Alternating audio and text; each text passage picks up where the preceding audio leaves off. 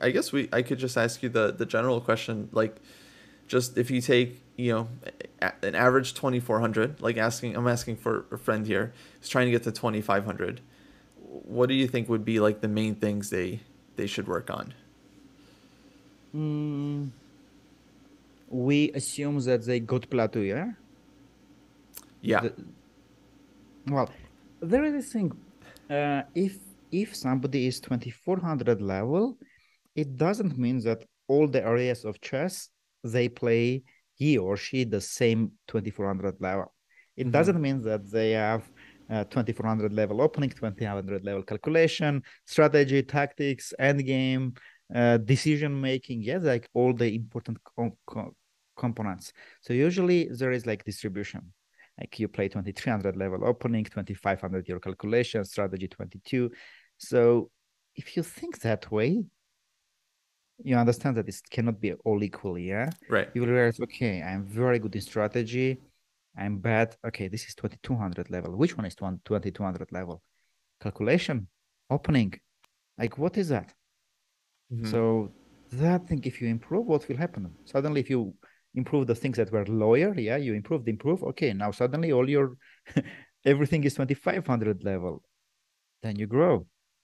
I remember when I was 2500 and I got to 2500 and stayed there for 1 year. So I was growing, and 25 and I stayed. Like, Mm-hmm. what? What is this? It was strange because you always, every tournament, you raise rating because you train, and you improve. And 2500, okay, and I'm there. I cannot improve. What's this? So when I thought this way, I figured out that I'm not playing 2600 level where I was trying to reach. I was not playing 2600 level when it was a dynamic game, when it was attack, when it was mess on the board, when calculation. Uh, and I thought that probably my strategy was 2650. My opening was 25, but my dynamic game was 24. I was 25, but I Mm-hmm. felt my dynamic game was 24. Mm-hmm. So I said, okay, good. I know what to do. So what I did, I took a few books. Uh, I love it. I highly recommend Kasparov's books, but not as much with Karpov. But he has three series, like blue Yeah. books. One the games he really committed himself Mm-hmm. because there are nowadays so many books. It's like somebody comment this game, but there is a ghostwriter. Kasparov really committed the games because there are many positions that he offers a move that engine cannot find, Mm-hmm. and it shows that he watched everything. It is all the analysis. He just brought back and put everything together. Maybe somebody helped him to write, but it's really his thoughts. And I took that one. I took Gelfand books, few books, and what I was doing, I had this crazy training. I was listening. I was not watching every game. I was seeing the diagrams. So it's like end game. I was not doing it. So I said, okay, later. And then I'm seeing, okay, game with diagram, mess. Good, I'm going to watch this game. So what I was doing, I was trying to play that game first. Mm-hmm. What I was doing, I was finding that game in chess base, going to training mode, putting a clock next to me, and I was trying to play. I was putting 30 minutes. So I was trying to play rapid games, feel the game. Mm-hmm. And then I was going with the game. And whenever there is a move mess on the board, and on the book I see lots of analysis, I was closing the book, leaving next left. I was taking my hat, putting the clock next to me, so I feel it like a game situation. And I was starting to calculate. And that way I was training at that time, I was training crazy 8 days, 8 hours a day, every day. And after 1 year, I jumped to 26. Mm-hmm. It also, of course, helped me very much. That time period with me was working Akopian Vladimir, Mm-hmm. who is not just a very experienced player who played on top levels many years, and he has so much knowledge, but also his strongest part was dynamic game, Mm-hmm. Yeah. and I took so much from him too. So my advice is, for any level, yeah, you are 24 trying to get 25. You are 25, you are trying to get 26. Try to figure it out where you are weak. try to be as objective as possible. Maybe you can ask advice from players who are like you trust them, their reputation, you trust your reputation. They don't have interest to train you. Why I said that? Because somebody can feel need or desire to train you, and they can say, "Yeah, you are weak, this, but I can help you to bring this level and start to coach you."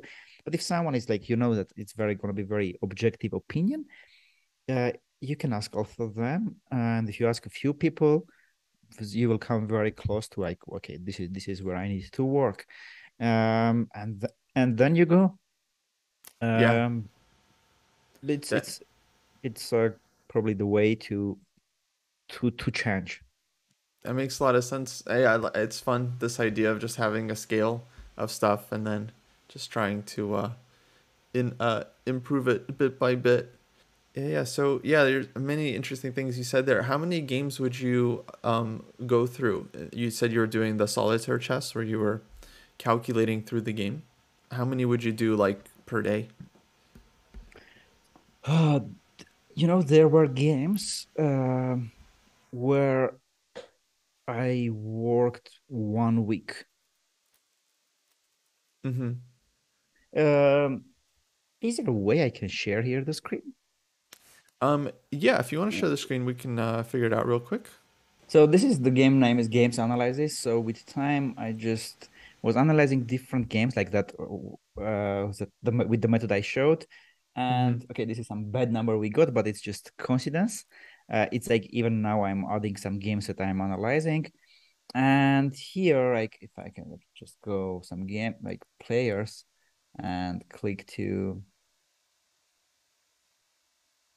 here. So here you can see the names I've analyzed a lot. Capablanca, Tal. So I was taking Tal's book, Tal's game, and I was analyzing them like crazy. Mm-hmm. Like here, for example, let me open this one.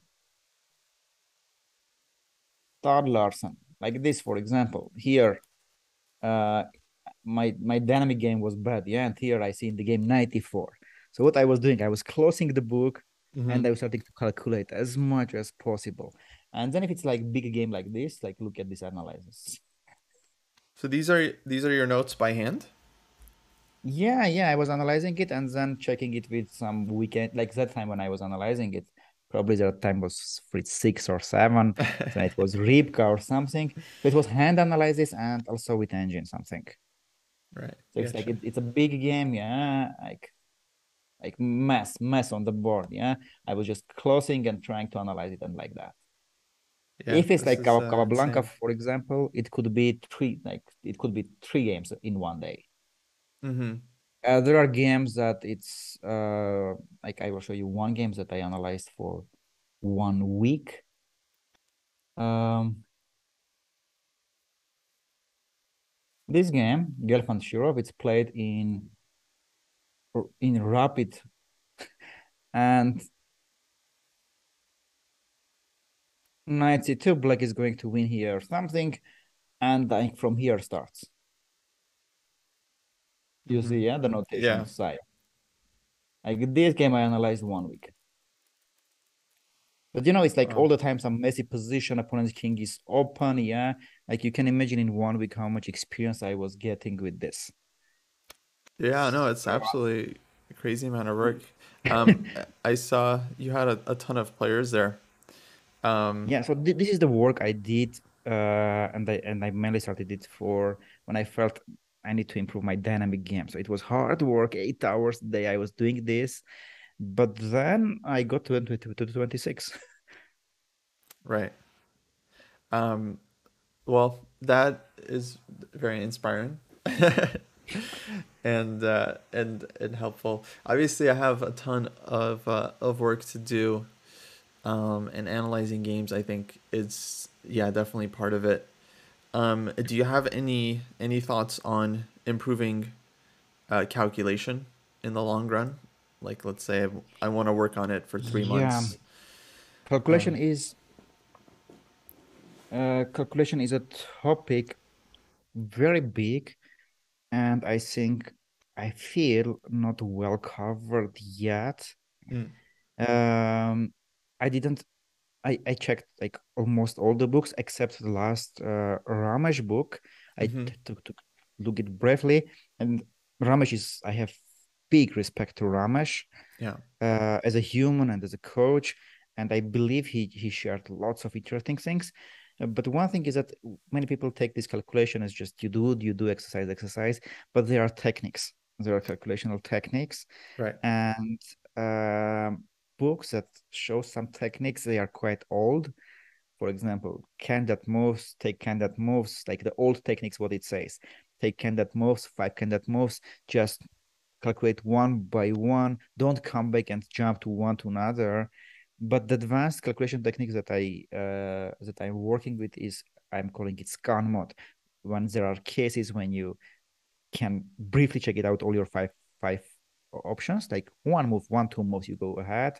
Maybe one of them just wins and you don't need to calculate one move till 30 moves. Mm-hmm. So that way I have around 14 calculational techniques. And this is something I worked with grandmasters. Nowadays, I don't work much with grandmasters. The only thing I do with them is taking like around 5 to 10 sessions, fixing their calculation and sending to better hands, because this is something I'm very good at. So if you have a coach who have this calculation techniques, it will be very good. One day I will transfer it to the book or a course. But if you find the books that explains first of all how to calculate the calculation techniques, it will be very helpful. The rest, what you can do is, of course, take books and calculate. The way I shared, just I was again calculating and calculating and calculating. Um, and another best, like I think it's wonderful way, is to watch stream Mm. strong player Right. playing and commenting and see how they calculate. Yeah. The same way, yeah, if you check out like Fiedler alone commenting a game and see how he calculates, you figure it out the way they think, Mm-hmm. how they do this thing, why that move, not that one. Um, there might share some important thing during the stream, which could do coach as well. But if you don't have coach, they can't play. For example, one advanced technical calculation is when from the very beginning you try to figure out what you are looking for, Mm-hmm. because often you calculate variation and at the end it's like perpetual track and you okay, what did I go for it, I don't go for it. So it's very good to understand what you are looking for, because if your position is initially is good, you know draw is not good for you. But if maybe it's very messy the position and you don't know it's good or not, then it's come another calculation technique which is called as fast as possible try to figure it out what is the minimum I have. Mm-hmm. So if somewhere you felt, okay, here I have draw, good. You know, the minimum you have is draw. So when you calculate your variations, you are looking for something more than a draw. So till now, I didn't find books that covers like all that in a way that I don't want to write a book and I just recommend it. I will check out Ramesh books soon, deeply myself, and if it's there, I hope and I believe there will be lots of things. Maybe I don't write anything and I just say Ramesh done everything already. Mm-hmm. So if like there will be book, it will be very useful. Another good way is taking some uh, good examples, especially if there is somewhere in some source, yeah, or coach is giving 10 positions and say calculate. So as more as you do, the better you become. There is, I think, like myth a bit about visualization. So I see even 1200 level rated players are going with this visualization. But I think it's you can just when you improve and improve, you solve tactics and solve tactics and solve tactics, you start to visualize with experience. Right. Of course, visualization is good, yeah, good thing. But if you are on the lower levels, is it the most effective, or you better see lots of positions? So then you connect the dots. So calculation is quite difficult and a big topic. Personally, what I did with Akopian, he was teaching me lots of techniques. I was coming up with techniques and I was calculating a lot, Mm. a lot. Just and when you do and you do and you do, you calculate a lot. There are super advanced player. For example, I talked with Aronyan, and himself he said, I don't believe in calculation. I just believe in tactics. There is no Huh. like there is just tactics. It's tactics, huh? But it's like very advanced. Like we talk about that. It's like I asked how he improves his calculation. He said I don't work on it much. It was like what really? So there are some different versions. So I'm going to check out Ramesh book if it's like something. I hope it's something, and I'm going to just recommend it. There is good book. I'm trying to remember what is the version of in English. Volokitsin book, how it's called in Oh, English. perfect your chess. Perfect Your Chess. Yeah, in Yeah, we're Russian they big have another fans. name. So Hmm. Perfect Your Chess. There are lots of also good examples. And overall, like if even if you solve some tactics that like in CTR if you go to a bit higher levels than you can do, you Yeah. you improve your calculation anyway. Hmm. Yeah. Um, yeah, I've heard many good things about that Ramesh book, so I'm definitely very excited to check it out. Um, and yeah, I guess I would assume you recommend to doing it all OTB. Is that right? Over the board? If you are going to play mostly OTB tournaments, yes. If you are like Nakamura, who mainly will stream 2D, he can do it 2D, yeah. But if you are Hmm. if your main idea is yeah, because maybe you just want to have online rating 2000, you don't care about OTBs, then you can do just on 2D. But if you are going to play OTB tournaments, you are a professional, like for example in your case, yeah, yeah, like OTB. And one thing I highly recommend is always to have a clock next to you. Mm-hmm. Put yourself in a situation that it's like you are playing. So like put at least like 15 minutes and think. So you don't like, okay, there is unlimited time and you are just relaxed, sitting, doing that, drinking coffee. Just stimulate that it's like a game, put some time and try to calculate. Okay, yeah, that makes sense. I've done that a bit where I'll just put like an hour on the clock and try to do like six problems or so within the hour. Yeah, Um, yeah, yeah. yeah, yeah, that makes a lot of sense. Um, cool. Yeah, I have a lot of work. Okay, I guess I should maybe I can ask you about openings just so we can hit all Yeah, all sure. topics. Um, in your opinion, is there anything, especially you think I should be doing when it comes to the openings? I understand they're very important, and I try to study what I can. But I feel like for me, it's really if I just don't have experience in a position, it's really hard for me to play it. So I guess I'm wondering, do you think I just need to play a bunch of training games in my openings just to get more experience, or do you think there's something else I could be doing? Yeah, yeah. One of the best way to master your openings is playing them. It can be Mm-hmm. blitz games, it can be training games, rapid games. Yeah. The more you play, the more you feel the position. You feel it differently. Many people like they just analyze. They have their PGN file like cozy, nice position. They go to the game, opponent play some move. First of all, they if they don't understand why that happens, they don't forget. They forget the moves. Second, they don't understand why white is better. What's the plan? What's the like? And they are lost very much. So this is a classical mistake many are doing. They are analyzing with engine. They are saying, okay, I have this analysis, I have this PGN file. I know it. They don't know it. Knowing it's really when you feel the position, when you absolutely understand in which position you did this is what you try to do, and so on. So the more you play, it's better. Uh, for example, now I have at chess.com, I have around 2900, Mm-hmm. but I am playing only chess mode openings. And with time, I got such a level of understanding them because during the years I was playing, I was analyzing my games, fixing mistakes, I was fixing our students' games. I got such an understanding of them. If now you take me and I play d4, which I played when I was professional chess, yeah. If I played d4, my rating will not be 2800 even. So Mm-hmm. I'm getting the 29 because I'm feeling the position. The Mm-hmm. same, for example, exchange variation, Karokan. I'm retired, but when I talk to some professional chess players and they ask me some variations, it's not that I'm stronger than them. I'm much weaker than them. Just I play this position so much, I feel them, much deeper than them. So if you study some opening, the more you play it and later you analyzed it, the more you start to feel the position. And Yeah. then even if you go somewhere you mess up with that one move. You played King's Indian, you somewhere one move behind, yeah, you feel it so good. So especially if you play some popular opening, for example, King's Indian, yeah. And Hmm. another good way is, of course, to study Kasparov's games, Stein games, Fischer's game, yeah, who played that with commented Yeah. games. Yeah, so playing more helps to understand the opening. So this is something, it's now everyone tries to memorize them. And nowadays there are so many softwares help, trying to help you memorize, but I'm very against it. I have written Mm. many articles that openings is not about memorizing, they are about understanding.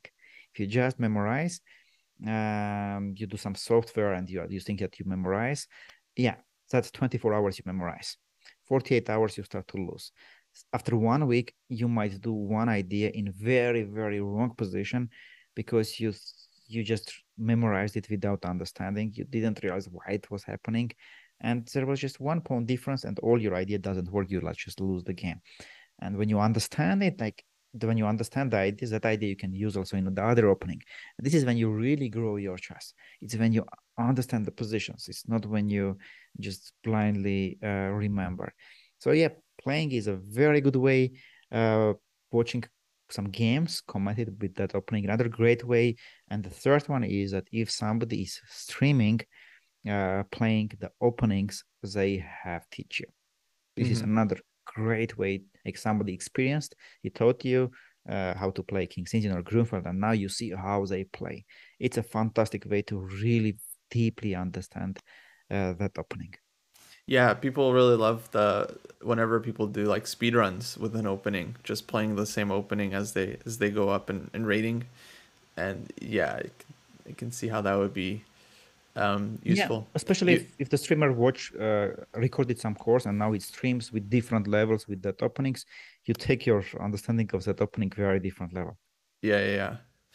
Um, that's interesting. Yeah, and, right now I should say like um, I mean we agree a lot on the opening on the opening discussion. I'm totally with you because I've been there even before like like Chessable and all this stuff like just in chess base and training mode, just trying to like memorize lines and see if I remember the next move.